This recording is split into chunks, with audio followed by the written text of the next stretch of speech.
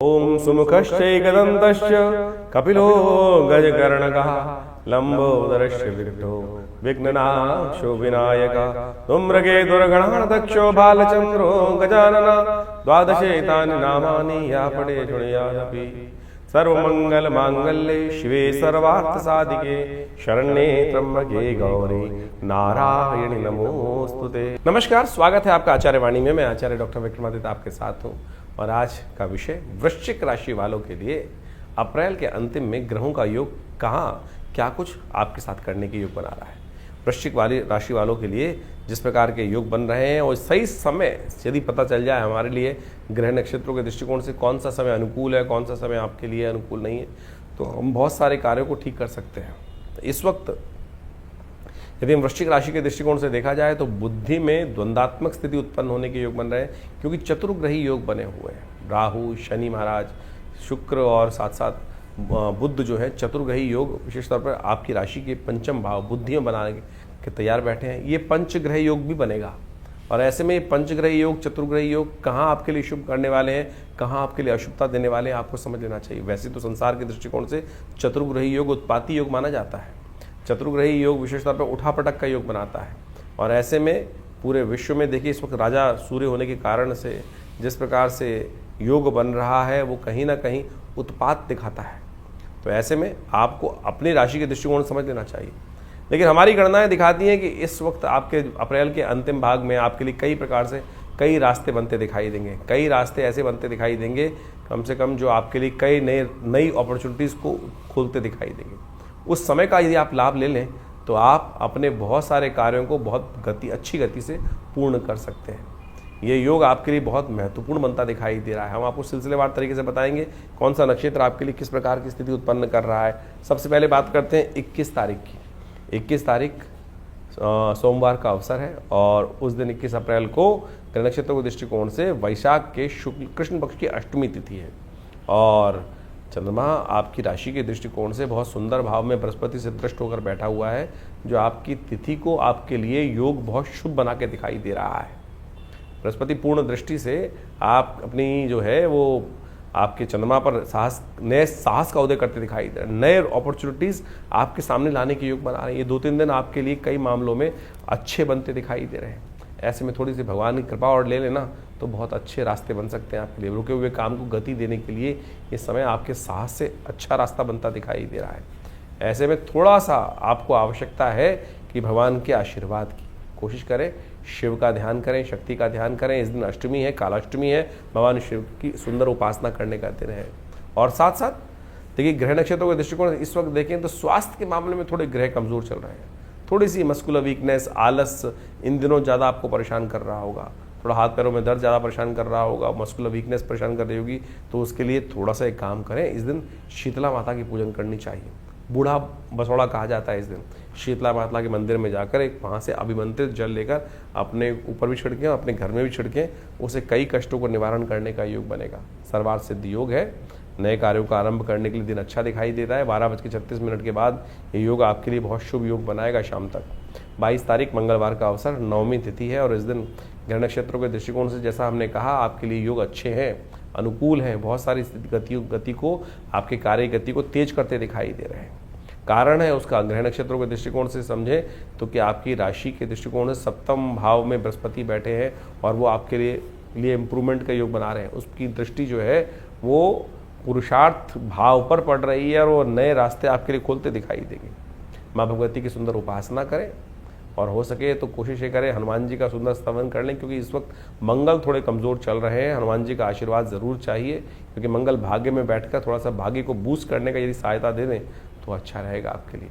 एक काम करें, आपकी राशि के दृष्टिकोण से एक लाल दीपक हनुमान जी के मंदिर में जाकर अवश्य, रोली वाला दीपक जो होता है, लाल रंग का सुगंधित दीपक, चमेली के तेल से चलता हुआ दीपक हनुमान जी के मंदिर में प्रज्वलित करें। हनुमान चालीसा का पाठ करें। ईश्वर की प्रेरणा से बहुत सारे कार्य सिद्ध होंगे आपके। 23 तारीख बुधवार का अवसर है, दशमी तिथि विद्यमान है। इस ग्रह नक्षत्र के दृष्टिकोण से आपको समझना चाहिए योग कैसे बन रहे हैं। परिवर्तन का समय दिखाई देता है इस दिन। विशेष तौर पर एक तो बात समझें, देखिए एक तो सूर्य राजा है इस समय में, और विशेष तौर पर ग्रह नक्षत्र के दृष्टिकोण से आप समझें तो सूर्य जब राजा होते हैं और ग्रह नक्षत्र चतुर्ग्रही योग बना हुआ है तो ये कहीं ना कहीं उत्पाद उत्पन्न करने के योग देता है।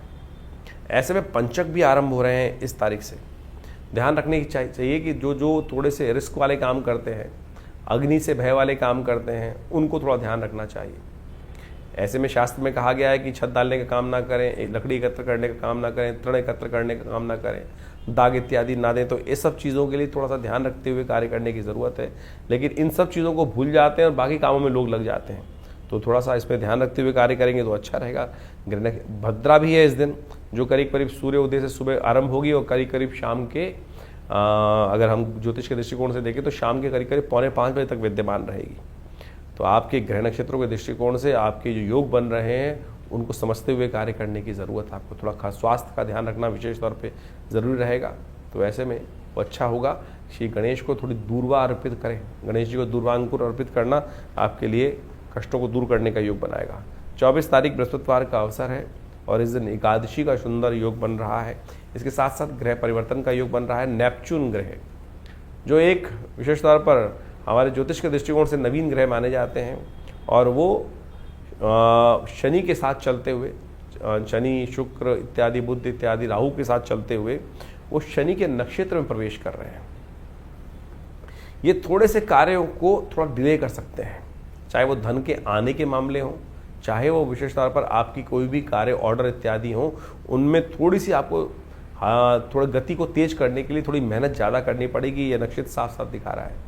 कई ग्रह इस वक्त शनि के नक्षत्र में शनि के साथ चलते हुए प्रवेश कर रहे हैं, चाहे वो बुध हों चाहे वो और ग्रह हों। तो ऐसे में शनि के नक्षत्र उत्तरा भाद्रपद नक्षत्र में कई नक्षत्रों की युति होने जा रही है।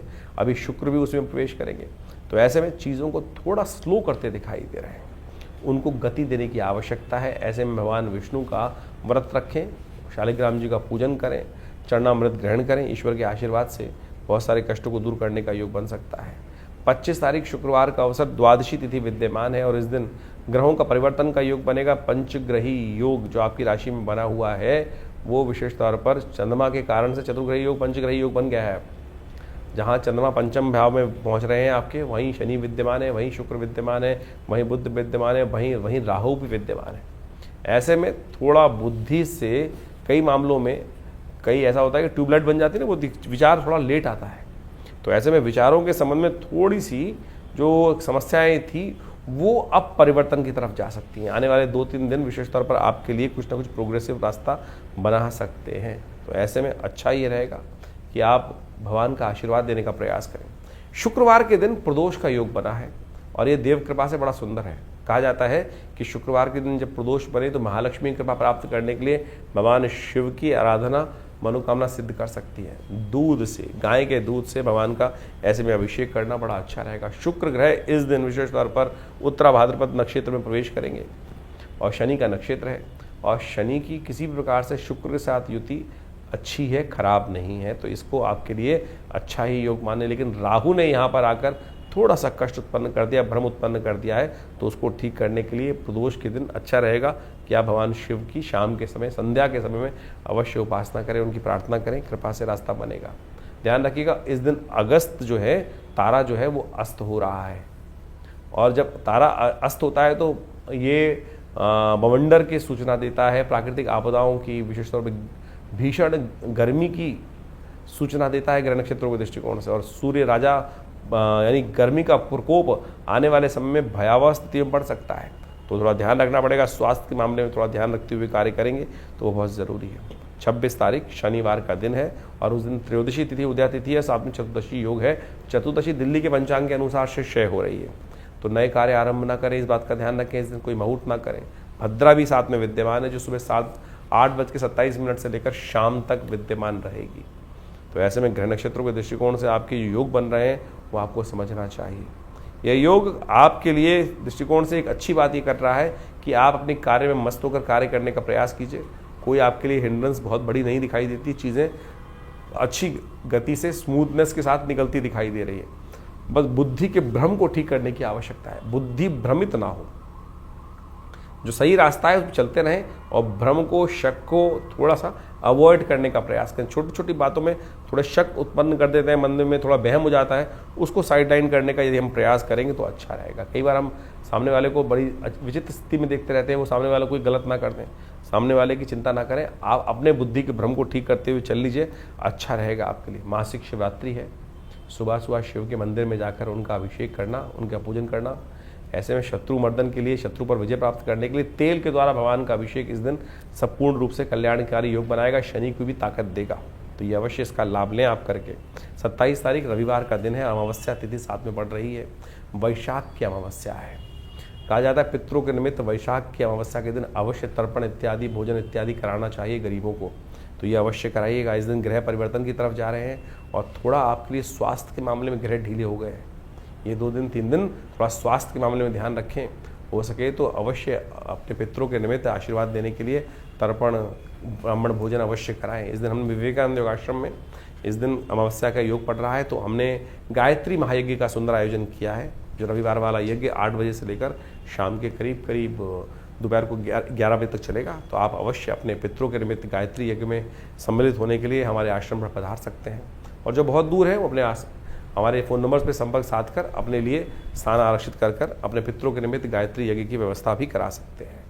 इस दिन ग्रहों का परिवर्तन का योग है।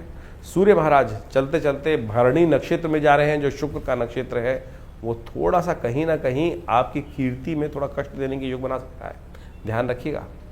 थोड़ा सा कहीं ना कहीं कोई बातों में ध्यान करते हुए कोई ना कोई आपके बातों में, आप किसी गलत बातों में आ सककर नुकसान करा सकते हैं। थोड़े शत्रु पक्ष हावी होते दिखाई दे रहे हैं, ऐसा आपको ध्यान रखना पड़ेगा। थोड़ा ध्यान रखते हुए कार्य करना बहुत ज़रूरी है आने वाले कुछ दिन तक। 28 तारीख की हम बात करते हैं, सोमवार का दिवस है और शुक्ल पक्ष आरंभ हो रहा है वैशाख के महीने का। और ये शुक्ल पक्ष कई प्रकार के शुभ योग लेकर आता दिखाई दे रहा है। इस दिन सबसे बड़ा परिवर्तन ये हो रहा है कि बृहस्पति महाराज मंगल के नक्षत्र में प्रवेश कर रहे हैं और बृहस्पति इन दिनों कई प्रकार से आपके कई रास्तों खुलते दिखाई देंगे। बहुत जल्दी तो बृहस्पति आगे बढ़ेंगे परिवर्तन की तरफ, बड़ा परिवर्तन की तरफ जाएंगे। साथ साथ शनि महाराज भी अपने ही नक्षत्र में प्रवेश करते दिखाई दे रहे हैं, थोड़े और ताकत में आ जाएंगे। बस ये ध्यान रखना है कि बुद्धि में जिद ना हो। शनि का ताकत होने का मतलब कहीं ना कहीं आपकी बुद्धि पर और कुतर्क सवार हो सकता है, तो इस बात से आपको बचने का प्रयास करना चाहिए। थोड़ा उपाय करने का प्रयास करें तो अच्छा रहेगा। वैशाख के महीने में अनिष्टों को दूर करने के लिए कहा जाता है कि जल का दान करना चाहिए।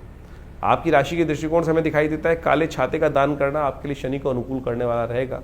किसी गरीब व्यक्ति को अवश्य ये कार्य कर सकते हैं, छोटा सा उपाय है, लाभ देगा आपको। 29 तारीख मंगलवार का दिन, द्वितीया तिथि है और इस दिन उच्च के होने जा रहे हैं चंद्रमा। सुबह करीब 5:54 पर चंद्रमा का ये परिवर्तन बृहस्पति के साथ योग बनाएगा आपके लिए। कहीं ना कहीं आने वाले समय में 2-3 दिनों में बहुत महत्वपूर्ण लाभ, रास्ता, कुछ अच्छा अपॉर्चुनिटीज़ देने की योग बनाएगा।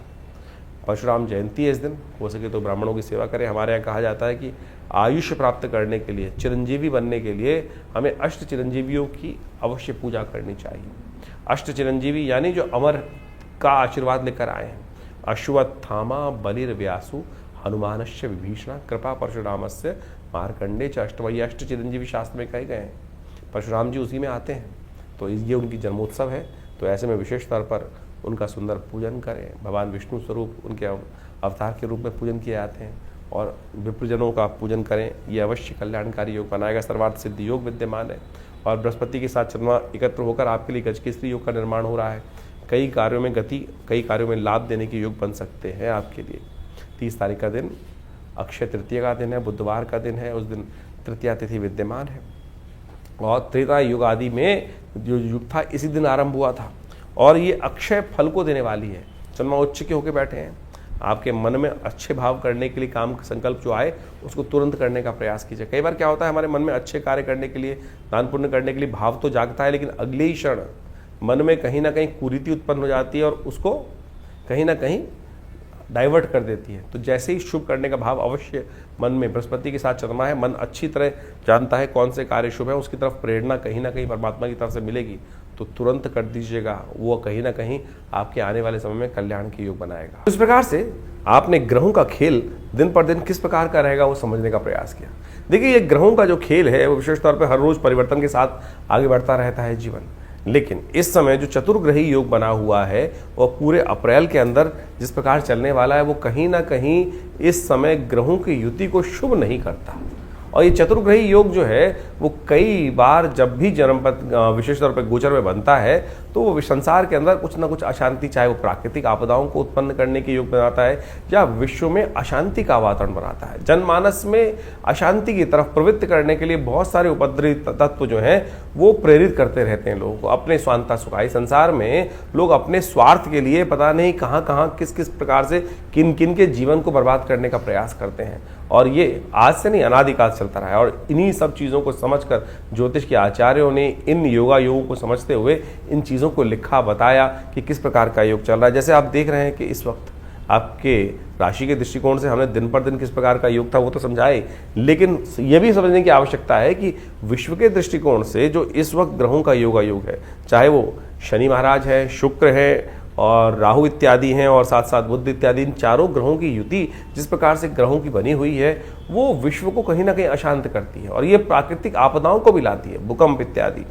अभी आपने देखा कुछ दिन पहले भयावह भूकंप की कई बार स्थिति बनी, वो ग्रहण के कारण तो थी, लेकिन और भी बहुत सारे कारण बनते रहते हैं। और ऐसे में अभी इसका प्रभाव कुछ दिन रहने वाला है और अगले महीने मई में जाकर कई ग्रहों का परिवर्तन का योग बनेगा, चाहे वो बृहस्पति हो, चाहे वो राहु ग्रह हो, और बहुत सारे ग्रह भी परिवर्तन की तरफ जाने का योग बनाएंगे। और इस वक्त जैसे आप समझे मंगल ग्रह भी अपने सबसे कमज़ोर स्थिति में चल रहा है, तो ऐसे में दुस्साहस के योग भी बनते दिखाई दे रहे हैं। इसके साथ साथ देखिए अभी जो विश्व के दृष्टिकोण से हम समझें तो अगर आप ग्रहों के योग को देखें तो वो ऐसा दिखाई देता है कि विश्व में दृष्टिकोण से जो सूर्य राजा बनकर इस बार आए हैं, मंत्री पद भी उनके पास है, तो इसके कारण से विश्व में गर्मी का भयावह प्रभाव देखने को मिलता दिखाई देगा। और गर्मी के भयावह प्रभाव के कारण से अग्निकांड, विस्फोटक योग, ये सब भी कहीं ना कहीं परेशान कर सकते हैं। तो हमको अपने जीवन को सही चलाने के लिए अपने ग्रहों को सही रूप से समझते हुए उपाय करने का प्रयास यथाउचित भाव से करना चाहिए। कई लोग विशेष तौर पर अपने ग्रहों को समझकर परेशान हो जाते हैं और कई बार गलत रास्ते पे चल देते हैं। देखिए शास्त्र में तो सिद्धांत के तौर पे ग्रहों का उपचार बताया गया है। उपचार बड़ा सीधा साधा है, परमात्मा की आराधना करना और सबसे पहले समय को पहचानना कि समय क्या करवाने जा रहा है हमसे, हम किस प्रकार से अपने आप को रोक सकते हैं। यही सही दिशा निर्देश, सही गुरु का वाक्य, सही आशीर्वाद मिल जाए तो क्या होता है कि हम गलत तरफ जाने से बच जाते हैं। नहीं तो जीवन है, चलना है, ये धरा तो गोल ही है, चाहे इधर से जाओ चाहे इधर से जाओ, लेकिन सदगुरु की प्रेरणा होगी तो जो दिशा हमारे लिए उपयुक्त होगी वो हमको प्राप्त हो जाएगी। सही दिशा में हम कार्य करने शुरू कर देंगे, और नहीं तो फिर संसार में गोल चक्र तो है ही, एक लंबा रास्ता एक छोटा रास्ता है। तो इसलिए यदि अनुभव का लाभ लेते हुए हम जीवन में अपने सही मार्ग पर चलने का प्रयास करेंगे तो बहुत अच्छे से जीवन को बहुत बढ़िया तरीके से आगे बढ़ने का रास्ता बना सकते हैं। लेकिन लोभ एक ऐसी चीज़ है, और तो और साथ साथ हम अहंकारवश, लोभवश, मोहवश कई बार अपने जीवन को कष्ट में डाल देते हैं। देखिए पुरानी कहावत है, आए थे हरि भजन को ओटन लगे कपास। हम लोक को सुधारने का प्रयास करें या परलोक को सुधारने का प्रयास करें तो इस बात को समझें एक ही सुधरेगा। और हरि कृपा ऐसी है कि भगवान का यदि स्तमन करे तो लोक भी सुधर सकता है, परलोक भी सुधर सकता है। लेकिन संसार के माया के प्रपंच से अपने आप को दूर करते हुए कार्य करने का प्रयास करें। अभी आने वाले समय में बहुत सारे सुंदर उत्सव पड़ने वाले हैं। इन सब उत्सवों को हमारी भारतीय संस्कृति में हमारे ऋषि मुनियों ने सनातन पद्धति में हर रोज कोई उत्सव का सृजन किया। कारण क्या था? कारण यही था कि मनोमस्तिष्क फालतू के कामों से लगकर हटकर उस परमात्मा की स्तवन में अपने आप को लगा ले। तो वो क्या होता है कि बहुत सारे गलत रास्तों से व्यक्ति बच जाता है और कष्ट से भोगने से बच जाता है। लेकिन हमारे जीवन में जो कर्म का क्षेत्र है वो हर क्षण कुछ ना कुछ कर्म की तरफ हमको प्रेरित कर रहा है। कोशिशें करें, सदकर्म की तरफ प्रेरित करने का प्रयास करें अपने आप को, लोगों को।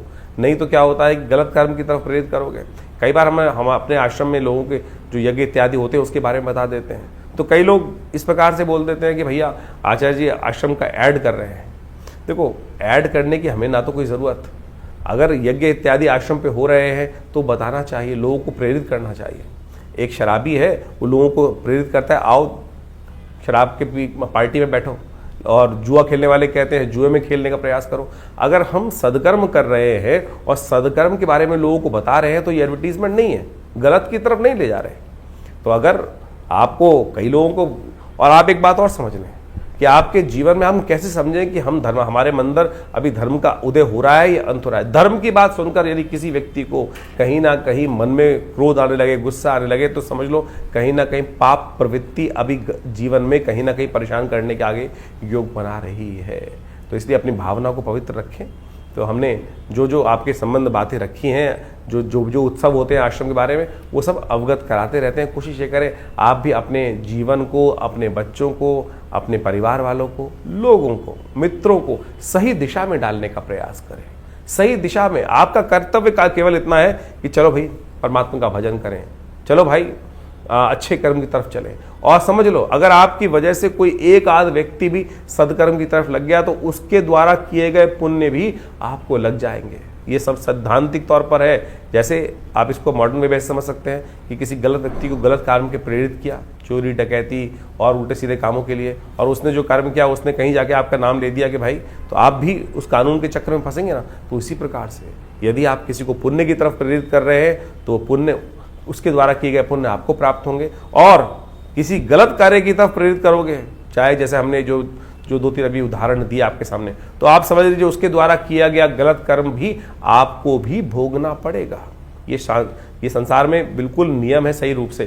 तो इसलिए सही तरफ चलने का हम प्रयास करेंगे तो अपने कर्म से, जीवन से अपने हमें बहुत सारे कष्टों से निवृत्त होने का योग बन जाएगा। और एक बात और समझें, यदि बिना कुछ कारण के भी आपके जीवन में यदि कष्ट, मन दुख है, परेशान है, कष्ट जीवन में आए चले जा रहे हैं, तो सोच लीजिए कि अभी हमारा जो डेबिट क्रेडिट का अकाउंट है ना कर्मों का, वो कहीं ना कहीं नेगेटिव हो रहा है।